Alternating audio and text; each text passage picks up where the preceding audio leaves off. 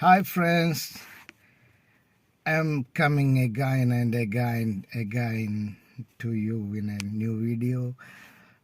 Today I would like to introduce one of my greatest friend for all of you because he's a nice person, great father, loving social servant and great citizen.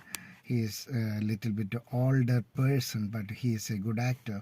Most of the people in our place, maybe in Kerala, who is following the web series on YouTube, he is very familiar face for all of them because he is well known in web series and he acted some films.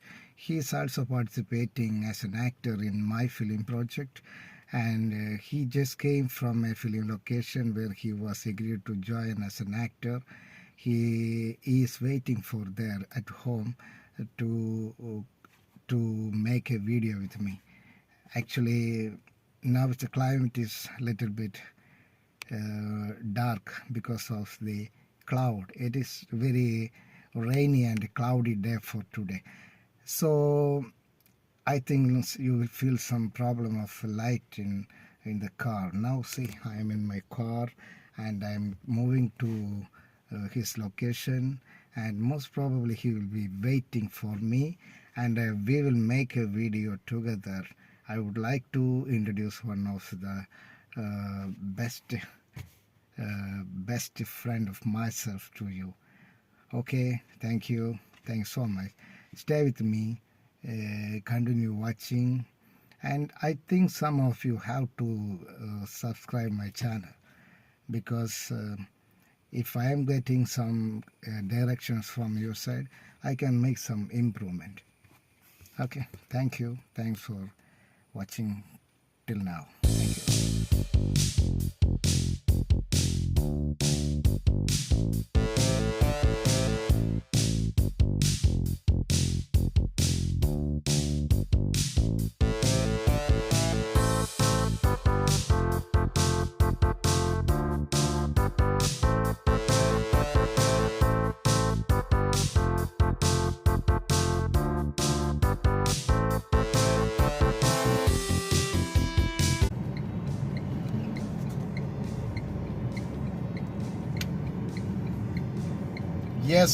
Yes, he's waiting for me. Yes.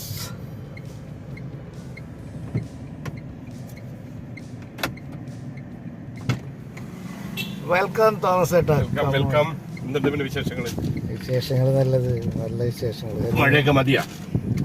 മതിയായേ. എല്ലാവരും നന്നായിട്ട് അഭിനയിച്ചിട്ടുണ്ട്. അത് നന്നായി. ഇതൊരു എന്നെ സംബന്ധിച്ച് അതൊരു പുതിയ എക്സ്പോഷർ അല്ല, അത് മാഷിനെ സംബന്ധിച്ച് പുള്ളിയുടെ പ്രൊഫഷണൽ അതിൽ പറയണത്. ഞാൻ ആളന്വേഷിച്ച് നടക്കുകയാണ്. അതെ എന്നെ വളരെ ജെന്യൂൻ ആയിട്ട് ചിത്രീകരിച്ചാണ്. അതെ ഞാൻ അതുകൊണ്ട് തന്നെ അതിൽ കാര്യമായി ഓണസിനും നന്നായിട്ടുണ്ട്, പിന്നെ ഫ്രാൻസേട്ടനും നന്നായി, കൊച്ചും നന്നായി. ഞാൻ കണ്ടിരുന്നു. ഇന്നിപ്പോ ഫേസ്ബുക്കിലിട്ടിപ്പോ 1,300 പേര് കണ്ടിട്ടുണ്ട്. ഒരു minute. Hi friends, I told you all that my great friend has arrived into my car. He is an actor. He is a great fellow, nice father, great citizen.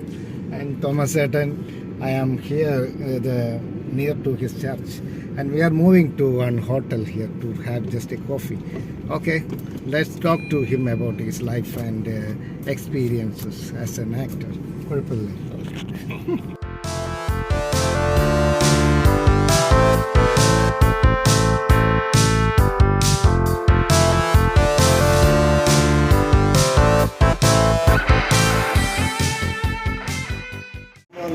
നമ്മൾ ഏത് പ്രായത്തിലാണ് നമ്മളൊരു സെൽഫ് അവയർനെസ് ഉണ്ടല്ലോ. അപ്പം ഞാനൊരു കലാകാരനാണ്, അല്ലെങ്കിൽ ഞാനൊരു ആക്ടറാണ്.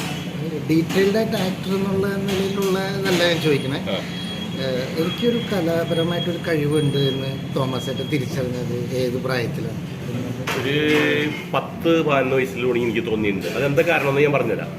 എൻ്റെ അപ്പനൊരു കലാകാരനായിട്ട് ഇത് നാടകങ്ങൾ, ചെറിയ ചെറിയ നാടകങ്ങൾ, പാട്ട് പാടും നന്നായിട്ട്, പിന്നെ തമാശ പറയും. അപ്പൻ നന്നായിട്ട് തമാശ പറയും. അപ്പം ആ ഒരു ശൈലി വെച്ചിട്ടാണ് നമ്മൾ പിന്നത്തെ അപ്പനെ അനുകരിച്ച് അപ്പൻ്റെ പാട്ടും ഒക്കെ പാടി, അതായത് ഇങ്ങനെ ആ ഒരു മൂളിക്കും. പിന്നെ ചെറുപ്പത്തിലെ 13-14 വയസ്സിൽ നാടകത്തിൽ കയറിയ നാടകം എന്ന് വെച്ചിട്ടുണ്ടെങ്കിൽ ഈ സ്കൂളിൽ ഇതില്ലേ, അതിലൊക്കെ കയറി ഞാൻ കളിച്ചു, നല്ല കയ്യടി നേടിയിട്ടുണ്ട്. ഇത് കൂടാതെ പിന്നെ പറയുന്നുണ്ടെങ്കിൽ ഒരു 20-22 വയസ്സിന് ശേഷം പിന്നെ നാടകത്തിൽ ഒറിജിനലായിട്ട് കയറിയത് അമേച്ചർ നാടകങ്ങൾ, സൈമ തിയേറ്റേഴ്സ് മാളവള്ളിപ്പുറം. അതിൽ അതായത് ഞാൻ പാട്ട് എഴുതിയിട്ടുണ്ട്, ട്യൂൺ ചെയ്തിട്ടുണ്ട്, അഭിനയിച്ചിട്ടുണ്ട്, പിന്നെ നാടകം ഏറ്റെടുത്ത് നടത്തിയിട്ടുണ്ട്. അതിന്റെ സർവ്വ കാര്യങ്ങൾ, നടികളേപ്പിക്കല്, അങ്ങനെയുള്ള കാര്യങ്ങൾ കോർഡിനേറ്റ് ചെയ്ത് ഞാൻ ചെയ്തിട്ടുണ്ട്. അങ്ങനെ അന്ന് 22 വയസ്സിന് ശേഷം അന്ന് എന്റെ വളരെ ചെറുപ്പത്തില് തന്നെ അത് നാടകവേദികളിൽ എത്തരം റോളുകളാണ് ചെയ്തിരുന്നത്. ഞാൻ ചെയ്തത് നാടകങ്ങൾ അഭിനയിച്ചില്ല, സൈമ തിയേറ്റേഴ്സ്. അതുകൂടാതെ മറ്റേ സുപ്രിയ യങ് മെൻസ് അസോസിയേഷനിൽ ആ നാടകത്തിലും ഞാൻ മെയിൻ ക്യാരക്ടറായിരുന്നു, ഒരു ജഡ്ജിയായിട്ട് മെയിൻ ക്യാരക്ടർ. അത് ഏത് കാലഘട്ടത്തില്? 84. ആ നാടകം കഴിഞ്ഞ് പിറ്റേ വർഷമാണ് ഞാൻ ഗൾഫിലേക്ക് പോകുന്നത്. ഞാൻ ഇനി ഒരു ചോദ്യം ചോദിക്കാം, വിവാദമായ ആ ചോദ്യം. അതായത് എന്ത് ധാരണ ഈ ഫീൽഡ് വിട്ട് നാളെ ഗൾഫിലേക്ക് പോയത്? എൻ്റെ പ്രാരാബ്ദം, എൻ്റെ പ്രശ്നം, എൻ്റെ കുടുംബജീവിതം. ഞാൻ അന്ന് ഒരുപാട് കടങ്ങളിൽ അന്ന് വലിയ കടമൊന്നുമില്ല, പക്ഷെ അതെനിക്ക് വീട്ടാൻ പറ്റില്ല. അങ്ങനെ ഒരു സാഹചര്യം വന്ന് ഞാൻ പോവില്ല എന്ന് ഉറപ്പിച്ച് പറഞ്ഞ് ഇരുന്ന സ്ഥാനത്ത് ഞാൻ എൻ്റെ സുഹൃത്തിനോട് പറഞ്ഞ് എന്നെ ഒന്ന് കൊണ്ടുപോകുമോ, എൻ്റെ കയ്യിൽ പൈസ ഒന്നുമില്ല, കൊണ്ടുപോകാൻ പറ്റുമോ, അതും നിങ്ങളുടെ കടയിലേക്കാണെങ്കിൽ മാത്രമേ എനിക്ക് വരാൻ പറ്റുള്ളൂ, വേറെ പുറത്ത് തന്നെ കൊണ്ടാക്കരുത്. കാരണം വെച്ചിട്ടുണ്ടെങ്കിൽ ആളെ എനിക്ക് വിശ്വാസമാണ്. പുള്ളിയുടെ പേരും തോമസ് തന്നെയാണ്. ആൾ പറഞ്ഞ് ആദ്യം ഇങ്ങനെ പറഞ്ഞിട്ട് പുള്ളിക്ക് ഒരു നിവൃത്തിയിലാണോ എന്ന് പറഞ്ഞാൽ എനിക്കൊരു വിസ എടുത്ത് തരാമെന്ന് പറഞ്ഞു. എന്താ കാരണം വെച്ചിട്ടുണ്ടെങ്കിൽ പുള്ളിക്ക് നാട്ടിലേക്ക് അല്ലെങ്കിൽ അവിടെ കടയിലാണോ. അങ്ങനെയാണ് 1985 ഏപ്രിൽ 27 അമേച്ചർ നാടകങ്ങളിൽ കളിച്ച് ജനം അറിഞ്ഞു തുടങ്ങിയപ്പോൾ അങ്ങോട്ട് പോയി. ആ സമയത്ത് അതല്ലേ ഞാൻ പറഞ്ഞത്, നമ്മൾ അന്ന് അത് പോയില്ലായിരുന്നുണ്ടെങ്കിൽ നമ്മൾ എന്ന് വെച്ചിട്ടുണ്ടെങ്കിൽ എവിടെയെങ്കിലും എത്തിപ്പെട്ടാനെ. കാരണം ഒന്നാമത്തെ എനിക്ക് പാട്ട് എഴുതാൻ അറിയാം, ട്യൂൺ ചെയ്യാൻ അറിയാം, മറ്റുള്ള കാര്യങ്ങൾ മാത്രമല്ല അന്നത്തെ ഒരു ഫീൽഡ് കണക്ഷൻസും ആയി തുടങ്ങി. അതെ, അത്യാവശ്യം ആളായിട്ട് കണക്ഷനായി തുടങ്ങി. മറ്റേ ചില്ലുകൊട്ടാരം എന്ന് പറഞ്ഞിട്ട് ഒരു നാടകത്തിൽ ശ്രീമൂലനഗരം വിജയൻ്റെ നാടകം ഞാനാണ് അത് നടത്തിയത്. കാരണം വെച്ചിട്ടുണ്ടെങ്കിൽ എന്നെയാണ് ഏൽപ്പിച്ചത്. അതിലങ്ങനെ അഭിനയിച്ചുകൊണ്ടിരിക്കുമ്പോൾ ശരിക്കും പറഞ്ഞാൽ അതിലൊരു പാട്ട് ഞാൻ എഴുതി ട്യൂൺ ചെയ്ത് അന്ന് പാട്ട് സൂപ്പർ ഹിറ്റായിരുന്നു. അത് എൻ്റെ കയ്യിലുണ്ട് ആ പാട്ട്, ശരിക്കും ഇപ്പോഴും ഉണ്ട്. ഞാൻ അതായത് അത് മാത്രം റെക്കോർഡ് ചെയ്യണത്. അങ്ങനെ അന്ന് ആളുകൾ വിചാരിച്ചേ പാട്ട് എഴുതി ട്യൂൺ ചെയ്തതും തോമസ് പ്ലാക്കൽ. അപ്പം ഞങ്ങളുടെ കുടുംബത്തിൽ തന്നെ ഒരു തോമസ് പ്ലാക്കൽ വേറെയുണ്ട്. ആള് മറ്റേ സെന്റ് തോമസിലെ പ്രൊഫസറായിരുന്നു. അങ്ങനെ ഒരു ധാരണ എല്ലാവരും ചോദിച്ചാൽ നമ്മുടെ തോമസ് ആണ് അത് എഴുതിയ അല്ല, ഞാനത് നിങ്ങൾ എഴുതിയ ട്യൂൺ ചെയ്തതൊക്കെ നിങ്ങൾ തന്നെ. അതൊരു ഭയങ്കര എക്സ്പീരിയൻസ്. ആ പാട്ട് ഇപ്പോഴും ശരിക്കും നല്ല രസമാണ്. Thomas actually he started his career as an amateur drama performer. He was an actor. He worked as songs and script for the dramas. Now he is saying about that he have the song he already ഏത് വർഷത്തിലത് ആ song ഒക്കെ ചെയ്തു? 82 എൻ്റെ കല്യാണം കഴിഞ്ഞ അതേ കൊല്ലം. The same year he got married, 82. He made a song. It was very famous and well-known song in this amateur drama community.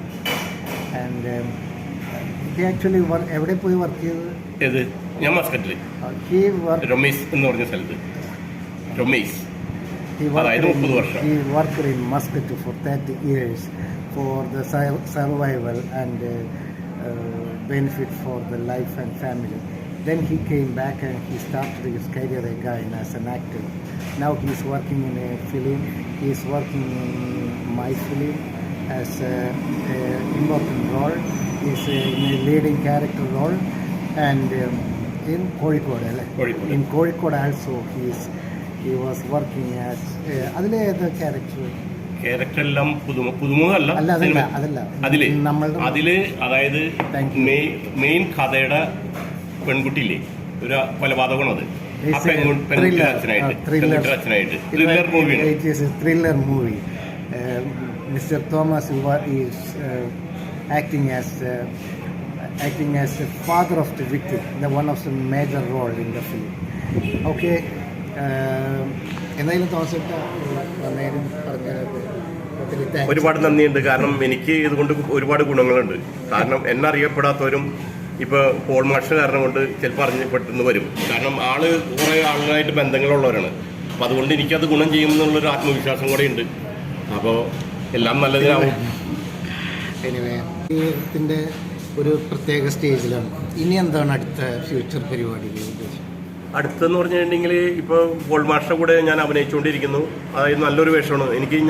എനിക്ക് അതിന് അർഹതയുണ്ടോ എന്ന് തന്നെ എനിക്ക് സംശയമുണ്ട്. കാരണം ഞാനൊരു അത്രയും വലിയൊരു ഇതൊന്നും ഞാൻ ചെയ്തിട്ടില്ലല്ലോ, സിനിമയിൽ ചെയ്തിട്ടില്ല, ആദ്യമായിട്ട് ചെയ്യുന്നതാണ് പുള്ളിയുടെ. അപ്പം അതിൽ വിശ്വാസം അർപ്പിച്ചുകൊണ്ട് മാഷ് എന്നോട് അത് ചെയ്യണമെന്ന് പറഞ്ഞു കഴിഞ്ഞപ്പോൾ അത് എൻ്റെ പരമാവധി ഞാൻ അത് വിജയിപ്പിക്കാനുള്ള ഒരു ഇത്. കാരണം എൻ്റെ ജീവിതമാണ് ആൾ തന്നിരിക്കുന്നത്. കാരണം ഞാനൊരു സിനിമാ മോഹിയാണ്, അന്വേഷിച്ച് നടക്കുന്ന ഒരു വ്യക്തിയാണ്. അപ്പോൾ ഇതിലെ കഥാപാത്രം അത് തന്നെയാണ്. ശരിക്കും പറഞ്ഞു കഴിഞ്ഞിട്ടുണ്ടെങ്കിൽ സിനിമയിൽ അഭിനയിക്കാൻ നടന്ന അവസാനം ഒരു തോമസേട്ടൻ്റെ റോള് കാരണമാണ് ആ പടത്തിന് റോളിംഗ് ആക്ഷൻ കട്ടിൽ.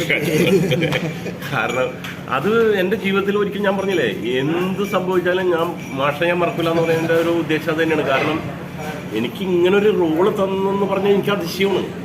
ഒരു സിനിമാ ഫീൽഡല്ലേ അല്ലേ, ആ ഒരു സിനിമാ ഫീൽഡിൽ ഒരു പുതുമുഖ താരത്തെ കൊണ്ടുവന്നിട്ടുണ്ട്. അതായത് പുതുമുഖം എന്ന് പറയുന്നത് വേറെ ഒന്നുണ്ടല്ല, സിനിമയിൽ പുതുമുഖ താരത്തെ കൊണ്ടുവന്നുകൊണ്ട് ഇങ്ങനെ ഇട്ട് എൻ്റെ കയ്യിലേൽപ്പിക്കുമ്പോൾ ഒരു വിശ്വാസം ഉണ്ടാവുമല്ലോ. ഒരു ഡയറക്ടർക്ക് ആളുടെ ഉള്ളിലൊരു വിശ്വാസം ഉണ്ടാവും, ഇയാളത് ചെയ്യും എന്നൊരു വിശ്വാസമുണ്ട്. അത് പരമാവധി ഞാൻ പ്രയോജനപ്പെടുത്തിയിട്ടുണ്ടെന്നാണ് എൻ്റെ ഒരു വിശ്വാസം. ആ റോളിനെ പറ്റി എന്താ തോന്നിയത്? റോള് നല്ല, അതായത് ഒരു അത്യാവശ്യം നല്ല രസമുള്ള റോളാണ്. അതിന് നമ്മൾ കുറേ പിടിച്ചിട്ടുണ്ട്. അപ്പോൾ അതിൽ നിന്ന് കട്ട് ചെയ്യേണ്ടത് കുറേ കട്ട് ചെയ്യാം, എന്നാലും കട്ട് ചെയ്യാനില്ല. അതിൽ ശരിക്കും കട്ട് ചെയ്യാനില്ല, ഒന്നുമില്ല. ഒക്കെ എടുത്തതൊക്കെ നമുക്ക് ആ കാമ്പ് മാത്രമാണ് എടുത്തേണ്ടത്. What he's saying that I had gave him a wonderful opportunity to start his career as a film actor. So he is remembering me for all his life. So it is thank you for that. But he actually deserving. അദ്ദേഹത്തിന് അതിനുള്ള യോഗ്യതയുണ്ട്, അഭിനയിക്കാനുള്ള കഴിവുണ്ട്. തോമസേട്ടന് ആ role നമ്മൾ തരുമ്പോൾ ഒരു പുതിയ ആൾക്ക് കൊടുക്കുന്ന പോലെയല്ല തന്നെ പറഞ്ഞാൽ മനസ്സിലാവുന്ന, എനിക്ക് മനസ്സിലാവും. അല്ല, എനിക്ക് നിങ്ങളോട് കമ്മ്യൂണിക്കേറ്റ് ചെയ്യുമ്പോൾ നിങ്ങൾക്കത് തിരിച്ച് ചെയ്യാൻ പറ്റും. ആ ഒരു വിശ്വാസം ഞാൻ ടെസ്റ്റ് ചെയ്തു. ഞാൻ പറയുന്നത് നിങ്ങൾ ചെയ്യുന്നുണ്ട്. അപ്പോൾ പിന്നെ നമുക്ക് ഞാനൊരു ഡയറക്ടർ എന്നുള്ള നിലയ്ക്ക് ഞാൻ നോക്കുന്നത് വലിയ നടന്മാരുടെ കൂടെ ഷാഡോ റോളുകൾ ചെയ്തിട്ട് കാര്യമില്ല. അല്ല, ഞാനിതിൽ പറയുന്ന ഒരു കാര്യം, റോൾ എടുത്ത് വൃത്തിയായിട്ട് ചെയ്തിട്ടുണ്ടോ? ഇതിലെ ഇപ്പൊ പലരും എന്നോട് ചോദിച്ചു ആരാ നായകൻ, ആരാ നായിക. ഞാൻ പറഞ്ഞ് ഒന്നും നിങ്ങൾ പരിചയമുള്ളവരല്ല. എന്താ കാരണം വെച്ചിട്ടുണ്ടെങ്കിൽ ഇന്നത്തെ അവസ്ഥയിൽ ഒരു സിനിമ പിടിക്കാന്ന് വെച്ചിട്ടുണ്ടെങ്കിൽ കോടികളുടെ കളിയാണ്. ഇതൊരു ചെറിയ ബഡ്ജറ്റിൽ ഞങ്ങൾ നല്ലൊരു കഥ പറഞ്ഞ് നിങ്ങളെ ഫലിപ്പിക്കാം. അത് നിങ്ങൾ സ്വീകരിച്ചു കഴിഞ്ഞിട്ടുണ്ടെങ്കിൽ അതാണ് ഏറ്റവും വലിയ വിജയം എന്ന് പറയുന്നത്. ഇനി നമ്മുടെ ഷെഡ്യൂളിൽ ഇനി കുറച്ചുകൂടി ഉണ്ടാവും, അധികം നാൾ വൈകില്ല, നമുക്കത് ചെയ്യാം. അത് കഴിഞ്ഞിട്ട് ഒരു മുൻകൂട്ടി ഒരു ധാരണ പറഞ്ഞാൽ മതി. അത് കഴിഞ്ഞിട്ട് ഒരു ഗെറ്റ് ടുഗദർ ചെറുത് നമ്മളൊക്കെ കൂടി ഒന്ന് അത് കഴിഞ്ഞാൽ നമ്മൾ ഈ പ്രോജക്റ്റ് ക്ലോസ് ചെയ്യും. അത് കഴിഞ്ഞപ്പോൾ നമുക്ക് പ്രമോഷന് കുറച്ച് കാര്യങ്ങൾ പ്ലാൻ ചെയ്യാം. അപ്പോൾ അതൊക്കെ നമുക്കൊന്ന് ചെയ്യാം കേട്ടോ. അപ്പോൾ എന്തായിരുന്നാലും ഇന്ന് കണ്ടതിലൊക്കെ വലിയ സന്തോഷം. എനിക്കും സന്തോഷം. കാരണം ഇങ്ങനെ ഇതുവരെ ഇരുന്ന് നമ്മൾ സംസാരിച്ചല്ലോ, ഇരുന്നുണ്ട്, വീട്ടിലിരുന്ന് സംസാരിച്ചിട്ടുണ്ട്. അത് നമ്മൾ പല കാര്യങ്ങളും സംസാരിച്ചിട്ടുണ്ട്. ഇങ്ങനെ ഒരു വിശദമായിട്ടുള്ളൊരു സംസാരം ഇതുവരെ നമ്മൾ എന്ത് ചെയ്തല്ലോ. ഇതിനെക്കുറിച്ചുള്ള അഭിപ്രായങ്ങളും കാര്യങ്ങളൊന്നും അവിടെ ചോദിച്ചിട്ടുമില്ല, അതിനുള്ള അവസരം ഉണ്ടായിട്ടില്ല.